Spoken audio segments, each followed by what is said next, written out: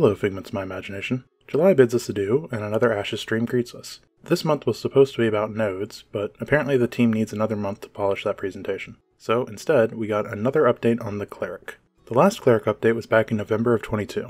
That demo only featured 4 abilities and didn't really dive into them that much. This time around, we have a full 2 action bars holding 18 different abilities. So let's start things off with Mend. Mend has 5 charges, and each charge after the first has no mana cost, and even returns mana based on missing charges. Consecutive uses gain bonus healing, allowing you to spam all 5 charges for some fast burst healing. This spell is essentially a low-cost maintenance heal, something that was severely lacking from the initial 4-spell kit we saw.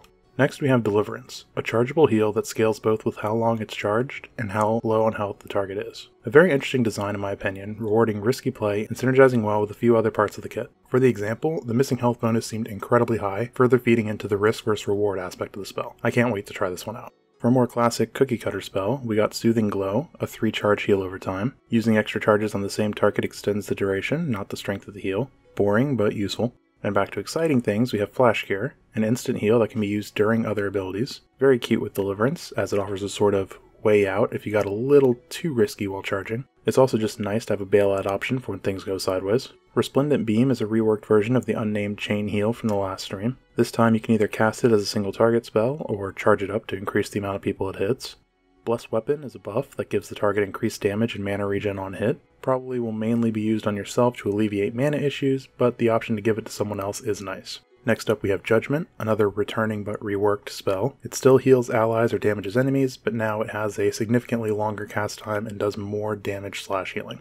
Communal Restoration is also back. It still heals the entire party, but now it applies a heal over time that increases max health for everyone affected as well. Back to new spells, Consecrating Wave is a cone that deals damage to enemies and heals allies. Simple and well designed, but not really exciting. Divine Flare is a targeted AoE heal with a delay, but the healing is split among everyone it heals, so if it heals a single target for 500, it would heal 2 targets for 250 each. I can see this one being annoying, especially with randoms either missing your circle or causing it to split unnecessarily. Barrier sacrifices 25% of your max health to shield an ally for 10 seconds. A good option for massive damage spikes, especially since it costs no mana. Defiant Light seems like the Cleric's ultimate ability to me. It heals the target for 50% of their max health over 10 seconds, and if they would die within that 10 seconds, instead they gain 25% of their max health and remove the heal. That just seems a little nutty to me. If timed right, this single spell could do massive healing numbers, or possibly just let players ignore a boss mechanic if they want. I'm kind of curious on what the cooldown on something like this is going to be.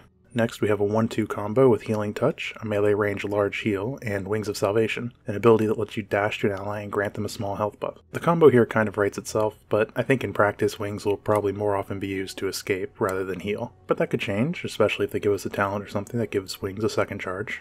And to round out the more healing focused abilities, we have Divine Infusion. This spell consumes Divine Power, the Cleric's new extra resource, to instantly cast any spell currently being cast.